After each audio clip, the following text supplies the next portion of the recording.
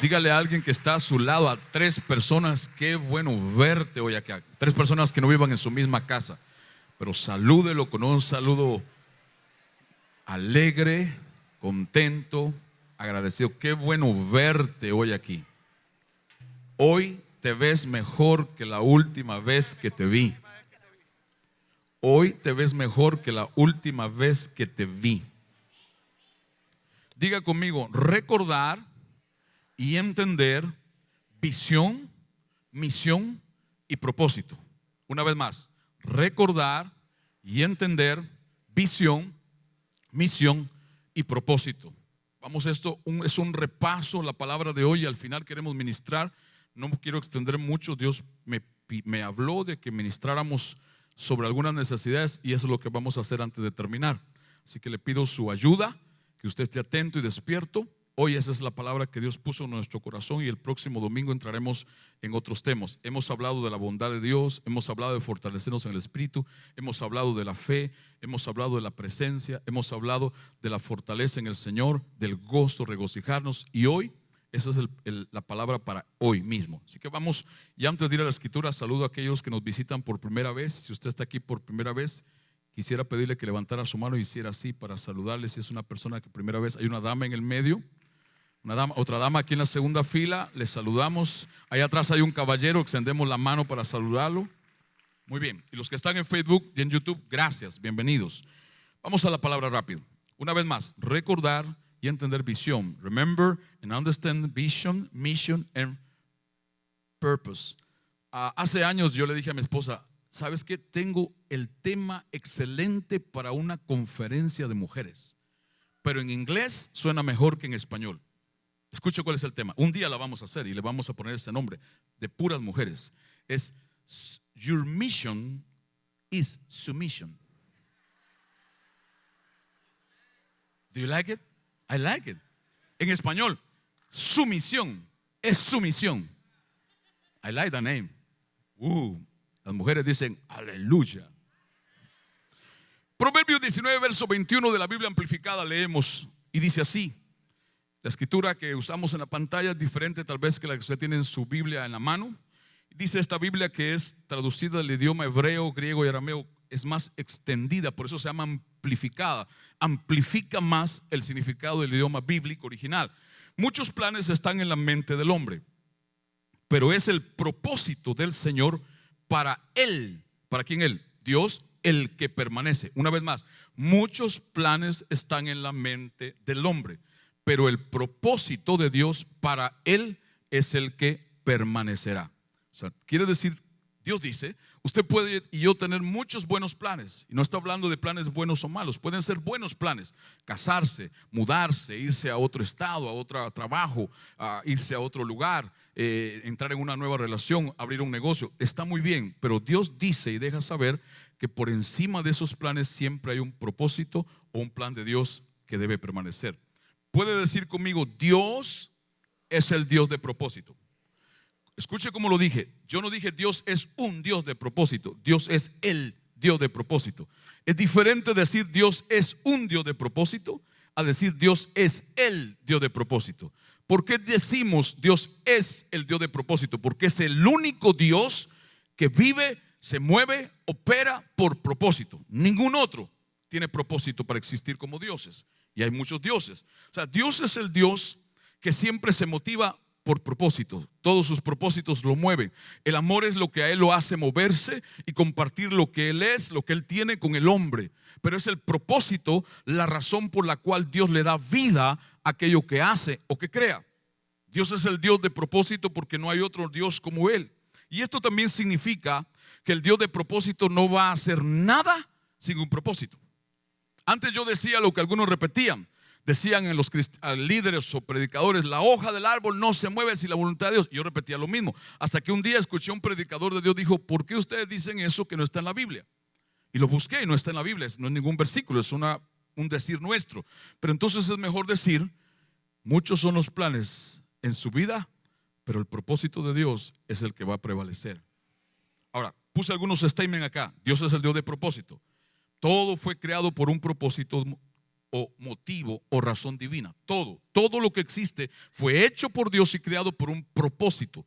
Nada fue hecho porque se le escapó a Dios, me equivoqué, iba a hacer esto y me salió esto, iba a hacer la jirafa con el cuello largo hacia adelante, pero se me fue por arriba. No, todo como está hecho por Dios tiene un propósito por el cual ser de esa manera. Tercera cosa acá, todo existe para lograr una parte del plan final de Dios. Y creo que es como parte de la esencia de la palabra esta mañana. Todo existe para lograr una parte del plan final de Dios. ¿Cuántos de ustedes han visto las hojas de los árboles? Los árboles con hojas. ¿Ha visto un árbol con hojas? Árbol, hojas, yes. ¿Para qué son? ¿Por qué usted cree que hubo una gran preocupación mundial cuando el incendio de la selva en las Amazonas hace un tiempo atrás? ¿Por qué? Porque en esta área del planeta es el principal lugar proveedor de oxígeno para el planeta. Por eso hubo una preocupación de las naciones poderosas. Hay gente que vio y ni le entendió por qué Estados Unidos se preocupa, por qué Alemania, por qué Francia, por qué se pusieron de acuerdo a ver cómo resolvían el problema, porque es generador de oxígeno para todo el planeta como otras partes en la tierra. Las hojas en los árboles Dios no las puso porque no tengo otra cosa que hacer o ese palo pelado no me gusta, le voy a poner hojas. No, las hojas cumplen una función y su función principal hay una palabra específica, o sea, el monóxido de carbono es una producción y eso permite que el oxígeno exista también, hace que el oxígeno sea mejor para poder respirar. O sea que las mismas hojas tienen un propósito. ¿Se ha dado cuenta usted que la tala de árboles o el cortar árboles es un problema serio en muchos lugares? Por eso mismo. ¿Se acuerda cuando la Biblia dice en Génesis 1, Génesis verso 1, Génesis 1:1, la tierra estaba desordenada y vacía? ¿Se recuerda? Dios hizo la luz primero, pero ¿qué empezó a hacer después Dios en esa tierra desordenada y vacía? Que era un desierto seguramente. Empezó a poner plantas. ¿Por qué? Porque las plantas, para que el oxígeno que seguramente no había para el hombre habitar estuviera de vuelta o estuviera de nuevo en la tierra. ¿Cuántos han visto moscas? Pregúntele a la que está a su lado. ¿Y las moscas son buenas? ¿Cuántos tienen moscas en su casa? ¿Qué hace cuando tiene una mosca en la casa? ¿Ah? ¿La come? Hay otros insectos que sí se comen. A mí me los han dado en México, en Colombia.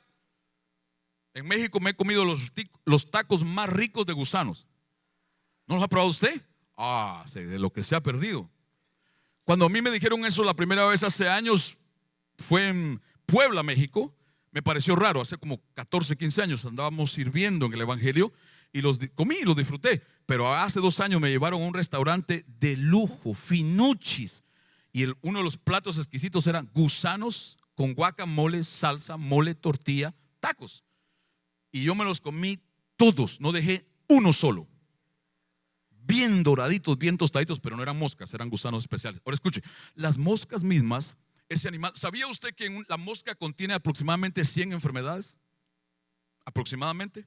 Ese insecto tan pequeño de 5 o 6 milímetros de largo tiene más de 100 enfermedades, incluyendo una enfermedad que causa ceguera. Ahora, ese animal, ¿para qué Dios lo creó si trae solo enfermedades? ¿Para qué Dios se le va a ocurrir? El Dios de propósito va a hacer moscas tan feas, espantémoslas, echémosles veneno. Es cierto, pero tienen un propósito, por eso existen. Ellas ayudan a mantener el planeta Tierra con menos intoxicación, porque es uno de los insectos que más elimina la contaminación de la basura. Se la come, los desperdicios se los comen. Yo sé que es feo, pero existen por un propósito. O sea que las mismas moscas ayudan a la disminución de la contaminación del medio ambiente en el planeta Tierra. ¿A quién se le puede ocurrir eso? A Dios, a mí no. No las hubiera hecho. Las ratas. ¿Ha visto una rata? También existen por un propósito. Las ratas, ¿cuántos han visto en los programas de televisión o en un Discovery Channel cuál es el animal que más usan los científicos para hacer pruebas? Ratones. Es el número 1 en la historia de la ciencia para hacer pruebas de todo tipo de medicamento. Escúcheme, ¿sabe por qué? ¿Se lo puedo decir? ¿Hay algún científico acá que sepa más que yo esto? Yo porque lo leo. ¿Sabe por qué? La rata es entre todos los animales el que tiene la composición física más parecida al ser humano. ¿No le parece a usted que Dios lo planeó? O sea, Dios dijo, para que no los agarren a ellos de prueba y terminen todos así raros, feos, cabezones, voy a crear un animal que no les gusta para que no lo tengan en la casa ni se lo coman y lo use la ciencia para hacer pruebas. Pastor, ¿y por qué me habla de moscas y ratas si yo vine a buscar fuego, unción, poder?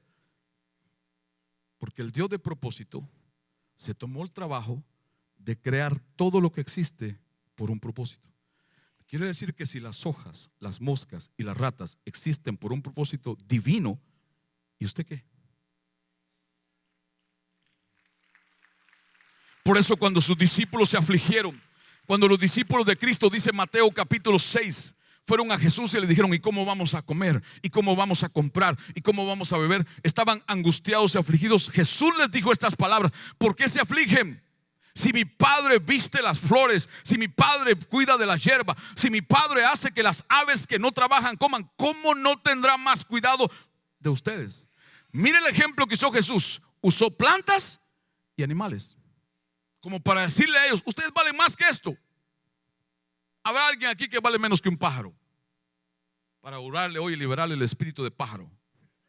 Por cierto, en Centroamérica esa es una palabra rara, bien rara. Centroamérica, desde Guatemala hasta donde entiendo, hasta Costa Rica, decirle pájaro a alguien es, ya usted sabe. Ahora, ¿qué quiero decirles con todo esto? Escúcheme por favor, que todo lo que Dios creó fue por un propósito. Diga conmigo, propósito. Diga conmigo, yo existo por un propósito.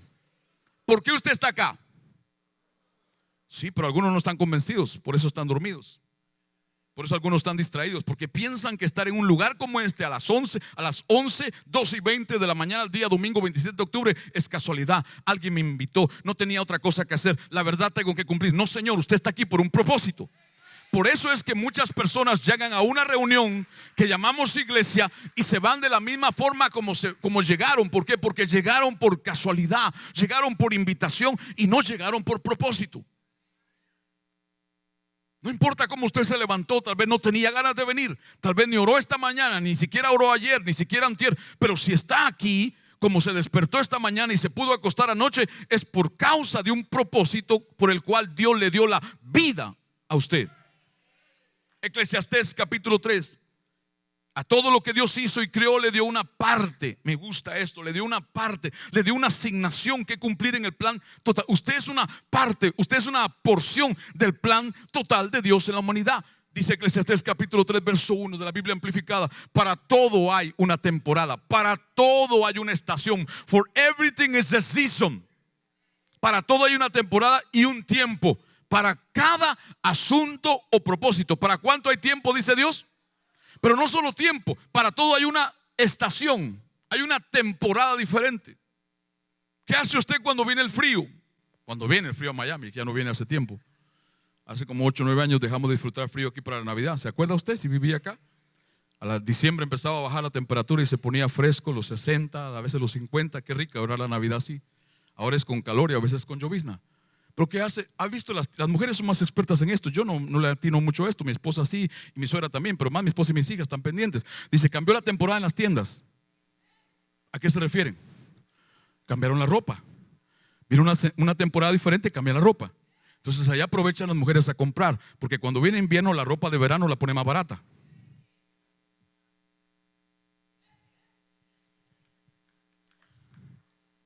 ¿En qué temporada estás? Porque puedes estar en un tiempo, pero fuera de una temporada, por no entender propósito.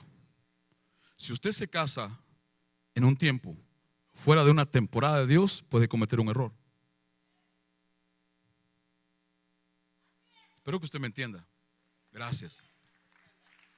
Espero que usted entienda. Espero que usted entienda esto. Escuche bien. ¿Puede usted creer que usted está vivo por un propósito divino? ¿Está usted convencido?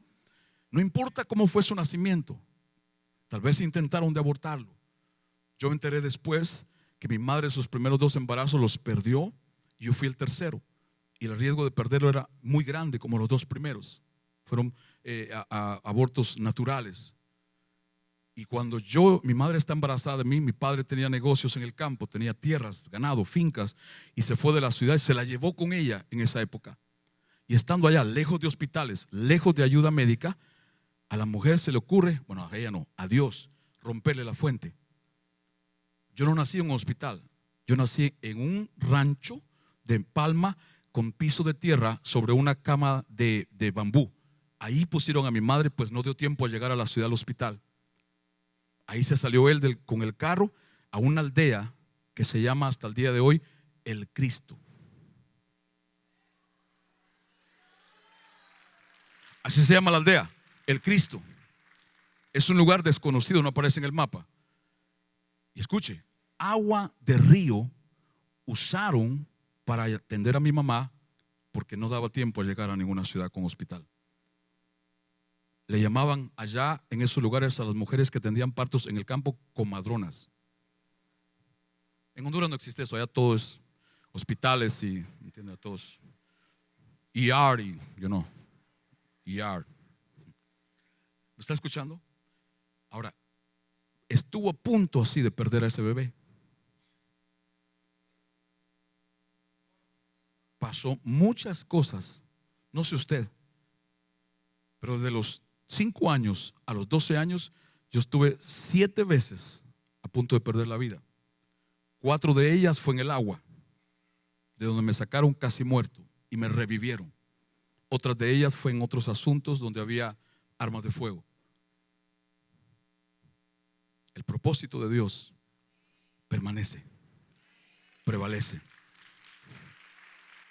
Por favor, dígale a alguien: estás vivo por un propósito de Dios. Dígaselo, estás vivo por un propósito de Dios. No, pero hágale así, mire, para que se vea más. Estás vivo por un propósito de Dios.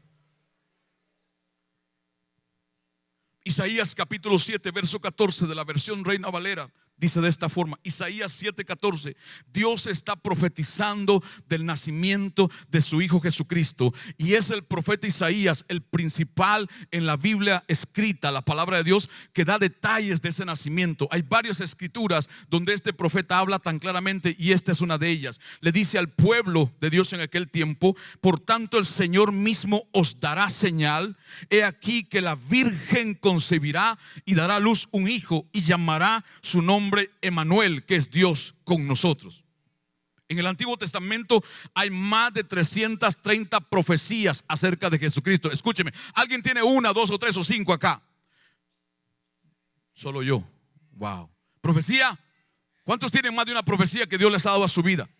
Yo no tengo 330. Dios habló más de 330 profecías de Jesucristo. Y le tengo una noticia: muchos hombres dijeron imposible que se cumpla, pues son muchas. Había una tradición en el hombre antiguo religioso que escuche, más de 10 profecías, si se pasaba de eso, ya no se cumplían. 330, Dios rompió el molde, Dios rompió los esquemas, rompió la tradición, y 330 profecías hablaban de Jesús, y hasta el día de hoy todas se cumplieron.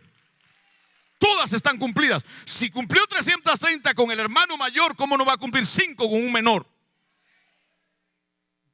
Si lo cree y si lo sigue creyendo.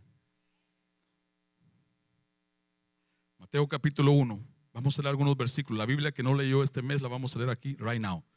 Quiero que me acompañe la Biblia al día para leer un capítulo tan importante como el capítulo 1 de Mateo, que yo le aseguro a usted que no lo ha leído, el capítulo 1 de Mateo, porque buscamos otras escrituras por no entender el propósito. Este capítulo solamente narra la genealogía del origen de Jesús humanamente. Dice capítulo 1, verso 1: el libro de la genealogía de Jesucristo. ¿De quién es la narración de la genealogía o el árbol genealógico? De Jesucristo, hijo de David, hijo de Abraham.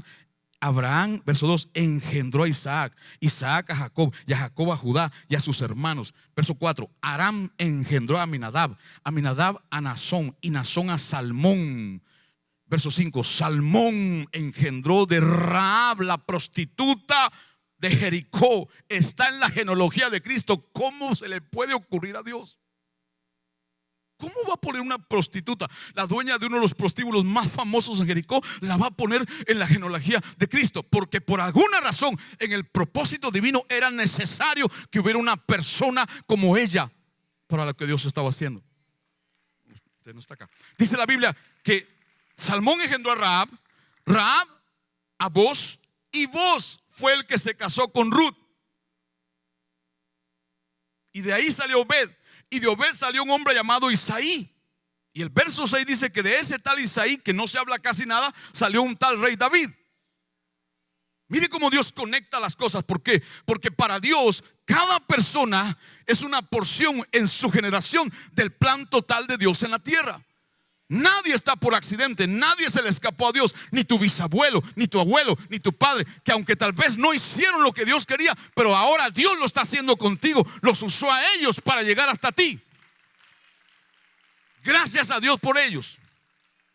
Es que usted no lo conoció, fue borracho. Gracias a Dios por tu bisabuelo, porque por tu bisabuelo y tu abuelita, bisabuelita salieron tus abuelos, y por ellos tus padres, y por ellos tú.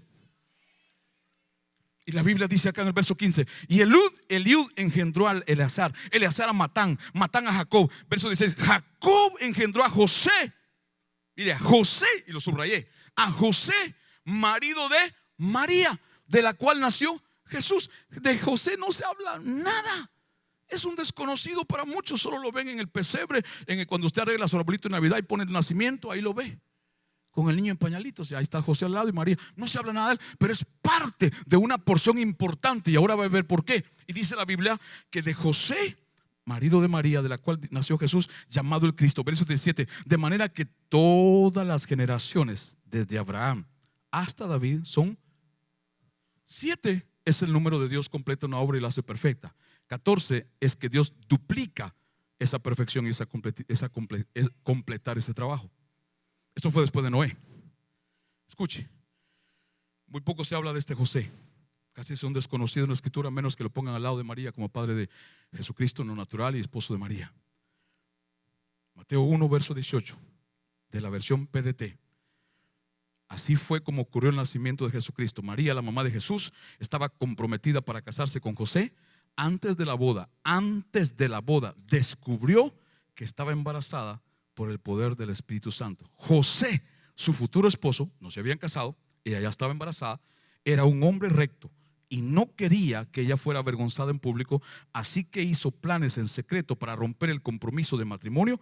Pero mientras pensaba en esto, un ángel del Señor se le apareció en un sueño y le dijo: José, hijo de David, no tengas miedo de casarte con María, porque el hijo que ella está esperando es del Espíritu Santo. Ella tendrá un hijo. Y observe esta palabra porque es clave. Ella tendrá un hijo. O sea, José no solo sirvió para cubrir la vergüenza que una mujer en aquel tiempo, casarse con una mujer embarazada, eso no existía.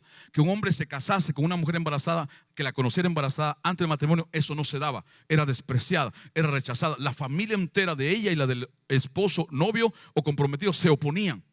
Y José, Dios buscó un hombre, Dios puso un hombre que la aceptara, Dios puso un hombre que no se avergonzara, Dios puso un hombre que estuviera dispuesto a llevar el rechazo de la gente, la burla de los demás. Oh, José se está casando con una que está embarazada, porque los demás no iban a saber ni a entender, pues solo fue revelado a María y a él cómo ella había sido embarazada.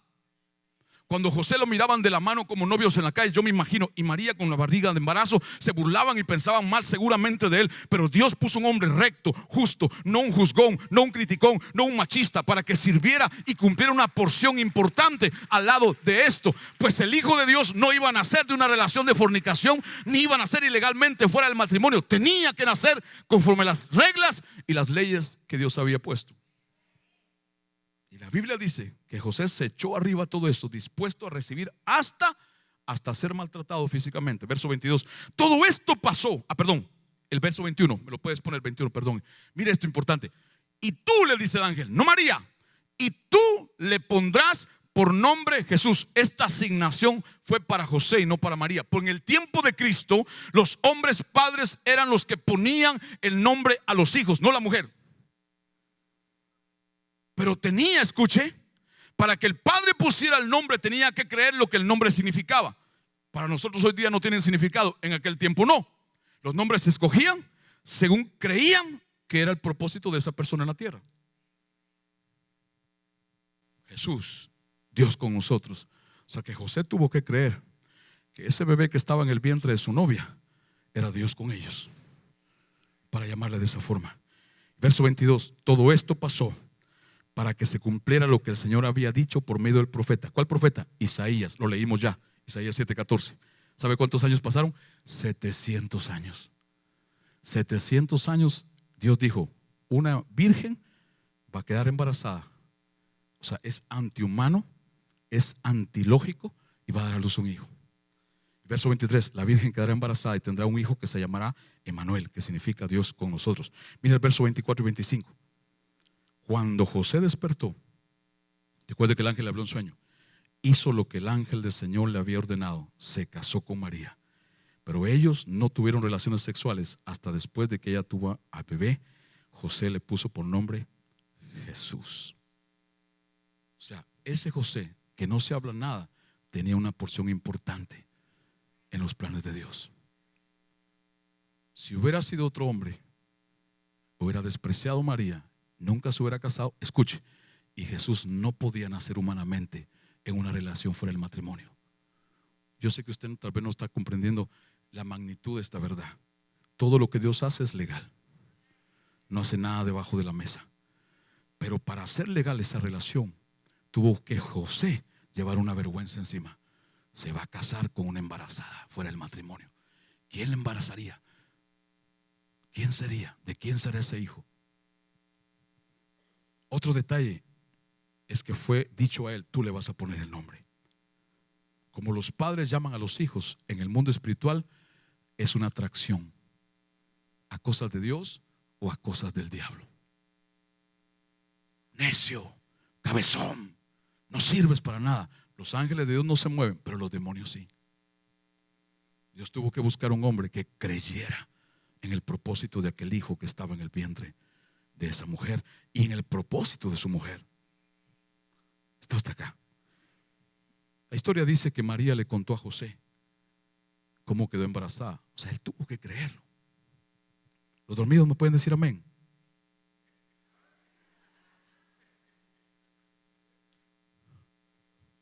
Es normal, es normal. Estoy viendo 2 o 3 de ustedes dormidos. Tal vez está muy cansado, pero dormidos que hasta está el cuello doblado. Voltéese a la persona que está a su lado, dígale, por el propósito, despiértate. Escuche bien, diga conmigo, yo soy una persona importante en mi generación, pues hay una porción del plan de Dios que se tiene que cumplir en mí. La pregunta es si usted sabe cuál es esa parte. Por esto es importante para usted conocer en qué generación usted está ahora operando. ¿Cuál generación? Estoy hablando de 2 generaciones, la natural y espiritual. Porque tal vez de su generación natural, lo único que usted recibió, como todos hemos recibido, es una herencia mala. Pero hay una generación espiritual que Dios ha puesto a través de Cristo en la iglesia, el Espíritu Santo, para que usted se conecte a esa generación y el propósito y toda la asignación de Dios se pueda avivar y despertar en usted. La Biblia dice que un tal llamado Timoteo tenía una madre y una abuela creyentes en Dios. Pues Pablo llegó a este hombre y le dijo que la fe que estaba en su abuela y su madre estaba en él operando. O sea, había algo generacional, escuche, pero le faltaba algo a Timoteo. Le faltaba la figura varonil, la figura paternidad. Y Pablo dice en la Biblia que le pone la mano encima y activa en él lo que ya estaba operando, pero hacía falta algo más, porque era un padre como José el que tenía que identificar a los hijos, el que tenía que declarar identidad sobre ellos. Lucas capítulo 2 verso 21 al 22 de la Biblia BLS. Cuando Jesús cumplió 8 días de nacido, lo circuncidaron y le pusieron por nombre Jesús. Así lo había pedido el ángel cuando le anunció a María que iba a tener un hijo. Verso 22, 40 días. Me han preguntado varios que cuánto tiempo tenía Jesús cuando lo presentaron. Unos me han dicho meses, semanas. Lo busqué y encontré esta traducción y fui a comentarios diccionarios y esto encontré. 40 días tenía Jesús de nacido cuando fue presentado en el templo, como lo hacemos acá. 40 días. No fue bautizado de bebé, fue presentado en el templo. Ahora, este acto de presentación también es parte del propósito de Dios. No fue por hacerlo por la ley nada más, o la tradición o la ley que Dios le había dado a Moisés. Lucas 2 verso 25 nos dice por qué. verso 32. En este tiempo había en Jerusalén un hombre llamado Simeón. Diga conmigo, Simeón, que obedecía a Dios. En este tiempo, escuche, recuerde lo que Eclesiastés leímos, que dice: todo tiene un tiempo y una temporada. En este tiempo Simón estaba vivo, pero él estaba en su temporada, porque estaba atento a lo que estaba sucediendo en Dios. Y la escritura dice: y obedecía a Dios y lo amaba mucho. Vivía esperando. Mire su temporada, que Dios libertara al pueblo de Israel. El Espíritu Santo estaba sobre Simeón. Verso 26. Y le había dicho que no iba a morir sin ver antes al Mesías que Dios le había prometido. Verso 27. Aquí se cumple la temporada de Simeón. Él está en el tiempo, pero falta la temporada. Ese día el Espíritu Santo, ese día, no antes, no después, ese día era el tiempo de cumplimiento, era el tiempo de la estación para él. Ese día el Espíritu Santo le ordenó a Simeón que fuera al templo. Cuando los padres de Jesús entraron al templo con el niño para cumplir lo que mandaba la ley, Simeón estaba ya ahí. ¿Por qué? Porque Dios le habló, él se movió. O sea que en su tiempo llegó su temporada. Yo profetizo sobre tu vida que estás en el tiempo, pero tu temporada viene. Yo profetizo sobre tu familia que estás en el tiempo de Dios y estás buscando a Dios, creyendo a Dios, obedeciendo, pero te falta tu temporada. Tu temporada viene. No sé cuándo es, no sé el día ni la hora, pero tu temporada viene. En el tiempo de Dios, las temporadas del Señor llegan a ti. Puede ser una temporada para la familia, puede ser una temporada para negocios, puede ser una temporada para llamamiento, puede ser una temporada para una sanidad, pero tu temporada viene. Tienes que mantenerte en el tiempo de Dios. Todo es por el propósito. Y dice que estaba en el templo, y escuche, lo tomó en sus brazos y alabó a Dios. Lo tomó en sus brazos y alabó a Dios. A que la Biblia dice que llevaron presentes cuando el niño nació y fueron guiados por una estrella. Le llevaron presentes. Ese fue un tipo de honra. Pero este es el primero que alaba a Dios en el templo, porque Jesús ya había nacido. La primera alabanza que Dios Padre recibe de la tierra al cielo fue este hombre anciano que alabó a Dios cuando en sus manos tiene el cumplimiento de una promesa que llevaban miles de años, cientos de años esperando. Esto es por fe. Esto es por pura fe. Verso 25. En ese tiempo había en Jerusalén un hombre llamado Simón. Ya lo leímos, ¿verdad? Sí, perdón, me voy a saltar al verso 36. O sea, Simón estaba ahí estratégicamente, era una porción. Él era una parte del propósito general de Dios, pero él tenía que cumplir el suyo. En el templo estaba una mujer. O sea, a Simón el Espíritu Santo le dice: ve ahora al templo. Pero en el templo había una mujer muy anciana que era profetisa. Era profetisa. Un profeta habló que Jesús vendría así. Ahora un profeta va a hablar, ya está aquí. Que era profetisa, se llamaba Ana, era hija de Penuel y pertenecía a la tribu de Aser. Cuando Ana era joven estuvo casada 47 años, o sea que ahora era soltera posiblemente o viuda. Se pasaba noche y día en el templo, ayunando, orando y adorando a Dios. Verso 38, cuando Simeón terminó, mire cómo es Dios de estratégico. Cuando aquel termina su temporada, conecta la temporada de Ana. O sea, hay personas que Dios tiene en tu vida que están ligadas al cumplimiento de tus propósitos y al cumplimiento de tus estaciones, porque Simeón tenía alguna relación de alguna manera con Ana en el espíritu. Ella no entró antes, ella no le interrumpió, ella esperó. Y dice la Biblia muy claramente: cuando él terminó de hablar, Ana se acercó y comenzó a alabar a Dios y a hablar acerca del niño Jesús a todos. Ya no solamente Dios es alabado porque Jesús había entrado al templo, el Rey de Reyes y Señor de Señores. Escuche, un día va a entrar como rey y se va a sentar en ese trono que está en el templo, que está en la ciudad de Israel, en Jerusalén. Eso va a suceder, pero primero tuvo que entrar como niño.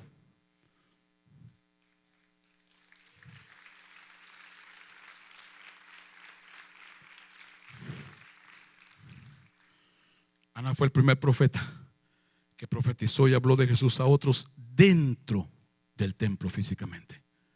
Muchos profetizaron de él fuera del templo y sin el que él había venido a la tierra en cuerpo, pero ahora está en cuerpo.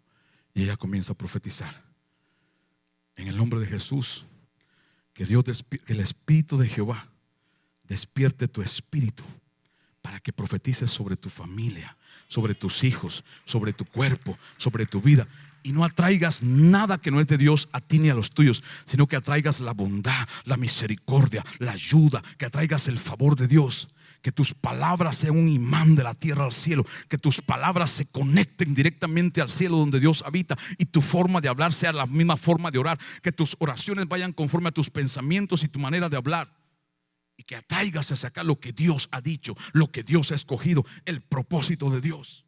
Habla sobre tus hijos vida. Aunque estés enojado con ellos, créelo que están vivos por un propósito divino. Mujer que estás casada, si tu marido no quiere nada con Dios, míralo en el propósito. No lo veas en la carne, míralo en el propósito. Y háblele: varón esforzado y valiente, sacerdote de este hogar, hombre que Dios ha puesto como cabeza de esta familia, te vas a levantar. Porque si tú no hablas lo que Dios habla, Dios no va a responder a propósito allí. Igual tu marido con tu mujer, padres con tus hijos. ¿Están acá? Usted levantó el dedo, pero no lo escuché profetizar nada. ¿Profetizó algo sobre su familia o solo hizo así? Abre su boca, diga algo sobre su familia, sobre sus hijos, profetice. ¿Le da pena?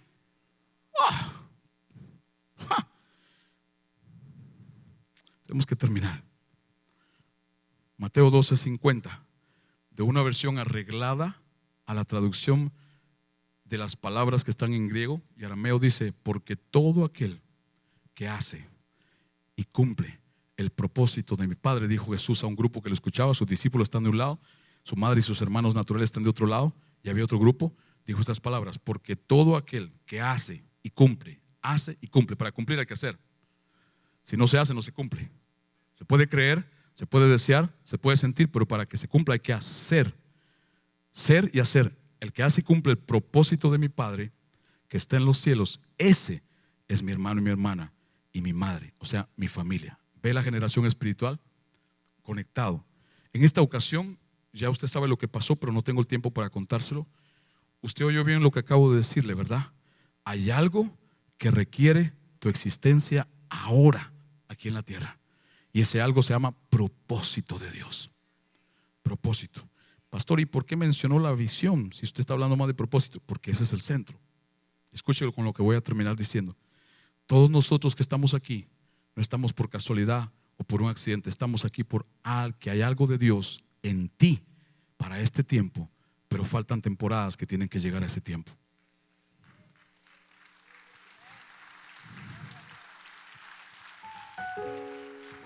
Cuando un hombre de Dios o una mujer de Dios o un liderazgo de Dios no entiende propósito ni busca vivir por él, no hay visión de Dios. Habrá ambición, que es lo contrario a una visión de Dios. Y ahí es cuando la gente en Dios se mueve por dinero, no por temor, no por propósito. Porque un hombre por propósito en Dios jamás entregaría al mundo algo que Dios le dio a él para el uso de Dios. Escúcheme lo que le digo.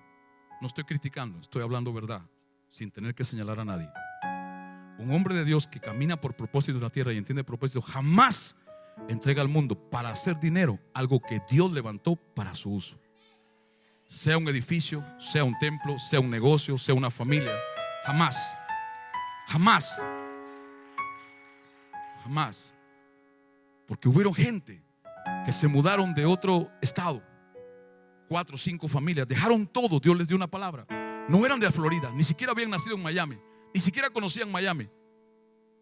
Y así de muchas partes han sido movidos por Dios para hacer cosas acá. Por eso es que si usted está aquí por propósito, usted no debería de hablar mal de este país. Porque si usted habla mal de este país, entonces quiere decir que usted no está entendiendo propósito, usted está entendiendo carne. Porque tal vez siempre decimos estas palabras, y escúchenme los centroamericanos, porque es muy típico. Yo soy centroamericano. Es que Guatemala no sirve para nada, Honduras tampoco, vámonos a Estados Unidos. Un momento. Cuando un país no sirve, no es el país, es la gente que lo habita la que no sirve. Los responsables que Venezuela, Honduras, Argentina, Guatemala, El Salvador estén como estén, es la gente que habita esos países. Entonces no le echemos la culpa a un nombre de un país, sino los habitantes de ese país son los que han escogido, no todos, pero otros han permitido y no han hecho su asignación. ¿Sabe cuál es la única entidad en el mundo que puede cambiar la historia del mundo? La iglesia. Y si a alguien yo hago responsable públicamente y delante de usted que los países están como están, es la iglesia, porque a ella fue la que Cristo le dio el poder y la autoridad para traer los cambios a la tierra. Es la iglesia. La iglesia en cada país. No estoy hablando de la iglesia tradicional, estoy hablando de la iglesia de Cristo. Un día Jesús se levantó de la muerte, estuvo 40 días en la tierra predicando el evangelio, se mostró a sus discípulos en una casa, se atravesó la pared. Tomás tuvo dudas, dijo: si no lo veo no lo creo. Todavía estaban dudando. Mateo capítulo 28 se aparece y les da esa orden preciosa, magnífica, espléndida, que poco hemos entendido. Llamamos la gran comisión sin entender la gran comisión, porque pensamos que la gran comisión es solo evangelizar, evangelizar, evangelizar. No es evangelizar, porque ni siquiera esa fue la palabra que salió de la boca de Jesús. ¿Sabe qué dijo Jesús? Se les apareció y dijo: ahora toda autoridad, no solo el poder, ya lo tenía, toda autoridad me está en los cielos y en la tierra. ¿Y sabe qué hizo? Se la pasó a la iglesia. Pero ¿sabe cuál fue la orden? Si yo hubiera sido, en lugar de Jesús, el que Dios le da toda la autoridad, yo hubiera organizado una cruzada de milagros. Yo me hubiera ido al cementerio y hubiera levantado muertos. Yo me hubiera ido a un hospital y hubiera levantado a todos los enfermos, para que la gente se alborotara al ver el poder y la autoridad juntos operando. Pero Jesús no hizo eso. ¿Sabe qué hizo Jesús? Jesús separó a sus discípulos y les dijo: toda la autoridad, toda está en mí, toda, no una medida, toda. Ahora se las voy a dar a ustedes con esta orden: vayan y hagan discípulos. ¿Cómo así? ¿Cómo se va a perder semejante oportunidad? Si Él resucitó muertos y levantó gente cuando no la tenía toda, ahora que la tiene toda, ¿cómo Jesús va a perder esa oportunidad? Por el amor de Dios, porque Él estaba en propósito. Él no estaba operando en sus deseos ni en sus ideas. Él estaba operando en el propósito del Padre. Y dijo: se las doy a ustedes y hagan discípulos de todas las naciones. Y algunos de ustedes faltan 5, 6 veces al discipulado seguidas. ¿Sabe por qué? Porque no entienden propósito. No entienden nada de propósito. El discipulado no es un instituto. El discipulado no es cumplir un requisito. No, es propósito de Dios. Es más, ¿sabe qué? ¿Me lo pueden poner el versículo que está ahí, por favor, muchachos? Porque no me creen. Está en Mateo 28, yo se los puse ahí. Miren estas palabras que dijo Jesús. Jesús se acercó entonces a ellos y les dijo: se me ha dado toda autoridad en el cielo y en la tierra. Ahora la tengo toda. Antes no la tenía toda, pues estaba sujeto a un cuerpo. Ahora Él ha resucitado, venció la muerte, el pecado, venció la maldad, todo. Le dice: por tanto, id y haced discípulos. ¿Haced qué? Yo sé que hay que hacer milagros, los hacemos. Yo sé que hay que evangelizar y lo hacemos. Yo sé que hay que liberar y lo hacemos. Pero mire la prioridad de Jesús: hagan discípulos de todas las naciones. ¿Por qué? Porque la única relación en la iglesia que transforma la vida de alguien es el discipulado. Pasar de ser una persona a otra en Cristo. Bautícenlos en el nombre del Padre, el Hijo y el Espíritu Santo. Pero lo que viene después es todavía más alto. La palabra que viene después: enseñándoles a obedecer todo lo que os he mandado. Y mire esta palabra: y os aseguro, se los prometo, que yo voy a estar con ustedes siempre. Un momento. Busquen la escritura en el Nuevo Testamento, la promesa de la presencia de Él que Jesús dio. Si usted encuentra otra mejor que esta, yo ¿qué hago? ¿Le invito a comer? La única vez que Jesús ofreció su presencia siempre de esta manera es cuando Él dijo: hagan discípulos. Y observe, ¿dónde está la presencia de Jesús siempre? Donde se hacen discípulos. Hacer discípulos no es una actividad de la iglesia más, es cumplir propósito de Dios. Él escogió a 12 que usted y yo no hubiéramos escogido. 12 con problemas, pescadores y pecadores, ladrones, mentirosos. Y esos 12 los transformó en hombres tan poderosos en Él que le dieron la vuelta al universo hasta el día de hoy. Imagínense que un tal Pedro, iracundo, tenía un temperamento volático, cortaba orejas. Ese Pedro era para tenerlo de guardaespaldas hoy día en el narcotráfico, alguna de esas cosas. Era candela. Y Jesús lo llevó a una transformación. Escuche, que la Biblia dice, no yo, que su sombra sanaba a los enfermos y liberaba a los endemoniados. Su sombra.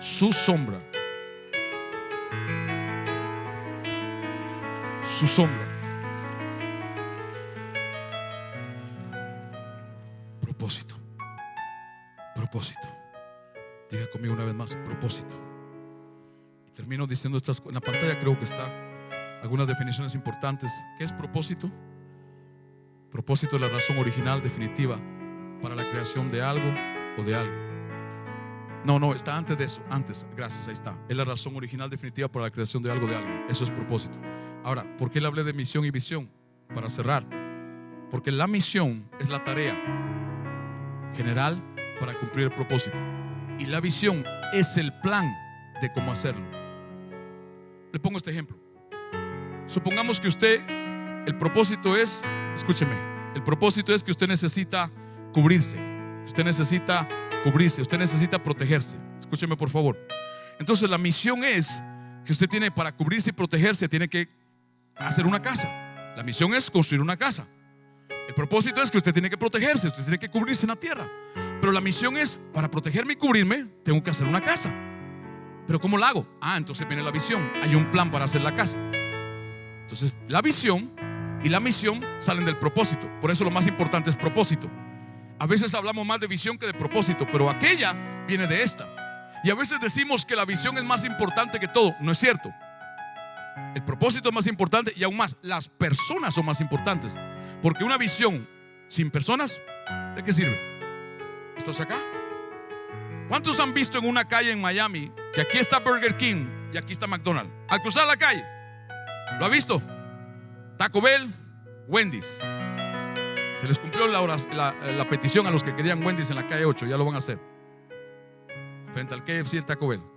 Escúcheme, nunca usted y yo le hemos visto que se salen los de aquí y se van a pelear con los de Burger King, y le van a decir a la gente que está en la cola del drive-thru: vénganse para acá, muchachos, vénganse para acá, aquí está mejor. Nunca. Hay carros en McDonald's, hay carros en Burger King. ¿Por qué? Porque esa gente que no conoce la verdad de Dios y no tiene Espíritu Santo adentro, entienden planes y entiende visión.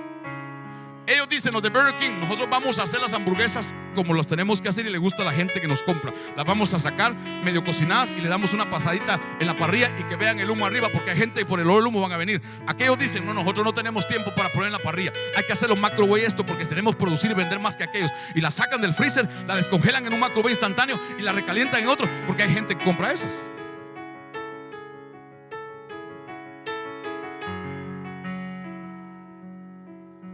Si fuera por la cara suya,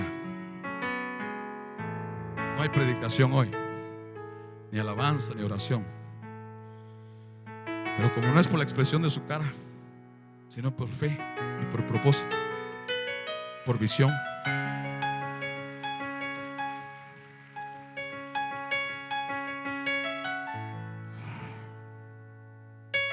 ¿Cuál es la otra definición de visión?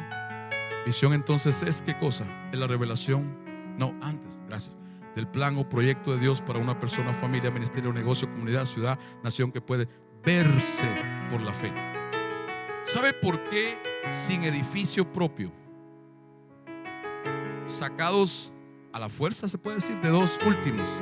Pero Él sabe todo, yo no, ni usted. Todavía esto sigue funcionando. ¿Sabe por qué? ¿Sabe por qué, verdad?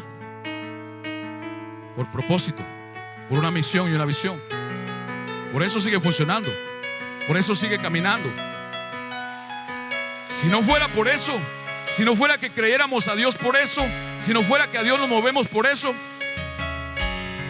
Porque hay quienes tienen edificio, tienen dinero, tienen casas, pero no está pasando algo de Dios más ahí. Y cierro con esta palabra, provisión. Me gusta. ¿A cuánto le gusta la provisión?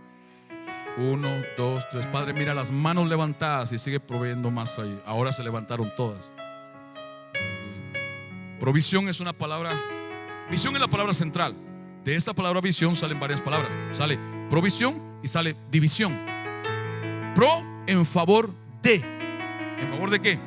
Favorable de un asunto. ¿Cuál asunto? El plan de Dios. Cuando hay visión de Dios y la gente, la iglesia está por la visión, ganar almas, hacer discípulos, sanar enfermos, predicar la palabra, dar testimonio de lo que Dios está haciendo. Esa es nuestra asignación en parte de esa misión. Escuche, Dios provee, los recursos vienen, la gente viene. La provisión más importante que Dios nos da para cumplir propósito, visión y misión es su presencia. Jesús lo dijo: hagan esto y estoy con ustedes siempre. Su presencia. Número 2, las personas. No hay una escritura, y no se me equivoquen los intercesores, ni las redes, ni las casas de paz, por el amor del Señor, ni la Virgen María, no se me equivoque.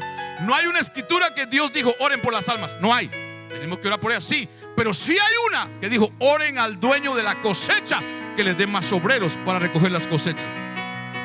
Que Dios nos dé más obreros en los jóvenes, más obreros en las casas de paz, más obreros en los discipulados, más obreros en el altar, más obreros en el sonido, más obreros en media, más obreros en los sugieres, más obreros en las puertas, más obreros en el parqueo, más obreros en los negocios, más obreros en la comunidad, más obreros en las calles, más obreros en la escuela, más obreros en el college, más obreros en la universidad, más obreros. ¿Por qué? Porque hay cosechas que recoger y necesitamos obreros para recogerlas. Jamás Jesús se preocupó por las almas, Él se preocupó por los obreros para recoger las cosechas. Le dijo a sus discípulos: levanten la mirada, la cosecha está lista, los campos están llenos, pero no hay quien los recoja. Hay más provisión en esas cosechas. ¿Sabe cuántas profecías Dios nos dio en esta casa de hombres de negocios muy prósperos? Y cuando esas profecías se hablaban hace 12 años, el primer profeta que nos separó ahí fue el apóstol Bill Hammond. Fue 14 de diciembre del 2009. Se paró y dijo, habló de un edificio y que van a tener tremendo. Ahí viene, algún día viene la temporada esa. Estamos en el tiempo, la temporada va a llegar. Escuche. Y dijo, Dios va a levantar de esta casa hombres y mujeres en negocios prósperos. Pasó un año después, vino la profeta Kim Daniel, que ahora está en el gobierno de la Florida. Es una representante en el gobierno de la Florida, en Tallahassee. Se paró la profeta Kim Daniel allá en un edificio en el 2190 Southwest 8K, no se me olvida la dirección. Se paró y dijo, Dios va a levantar gente económicamente acá, bastante gente poderosa para el reino. Lo mismo dijo Bill Hammond. Después vino una tal profeta Kathy Lechner. Dijo, Dios va a levantar acá más de 16, de 18 hombres y mujeres en negocios que van a llegar a ser hasta ricos, millonarios, dijo. Y nosotros pensamos que los traigan de Brickell, Señor, que vengan de allá de Honduras, hacia Honduras también, que ven. No, y la palabra de adentro, de aquí, de allí, de allí, de allí, de allí, de allí, de allí, de allí, de allí, de allí, de allí. Que ahora algunos están en entrenamiento trabajando para otro más que es el dueño. Pero Jesús dijo, el que es fiel en lo ajeno, un día será fiel en lo propio. Así que ahí donde estás trabajando, haga bien, trabaje bien, pórtese bien, honre a Dios, porque en su temporada vendrá lo suyo. Vendrá su negocio, vendrá su clínica, vendrá su empresa, vendrá sus contactos, vendrá su compañía, vendrá su ferretería, vendrá su compañía de patios, de construcción, de arreglos, de interiores, de ventas, de ropa, de comida. Vendrá, ¿por qué? Porque Él fue el que lo dijo, no yo. Si hay una visión de Dios caminando, hay provisión y va a haber provisión. Nuestros hijos hasta el día de hoy tienen puertas abiertas en universidades para estudiar. Lo hemos visto y honramos y alabamos al Dios del cielo porque Él ha cumplido sus palabras y sus promesas. Alabado sea Dios, alabado sea Dios. Provisión hay siempre para la iglesia de Cristo que camina a propósito, camina visión, camina por una misión, no por dinero, no por cosas, no por la gente primero, sino por Dios primero y la gente después. Propósito. Propósito. ¿Cuántos lo creen conmigo? Propósito. Propósito. Propósito. Profetícele a alguien que está a su lado. Provisión viene a tus manos. Provisión viene a tu familia. Provisión espiritual. Provisión física. Provisión emocional. Provisión natural. Provisión material. Provisión de recursos. Yo profetizo recursos sobre aquellos que tienen negocio. Recursos para ustedes. Recursos, Juan. Recursos. Todo aquel que tiene un negocio, está en un trabajo creyendo a Dios por una independencia con negocio. Recursos. Yo escucho la palabra fuerte, recursos, dice Dios. Pongo recursos en las manos de mis hijos y mis hijas. Recursos.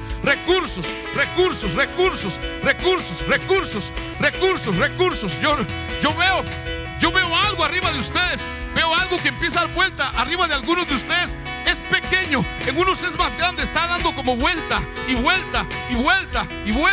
cobra más rapidez. Y como es recursos es lo que oigo. Recursos.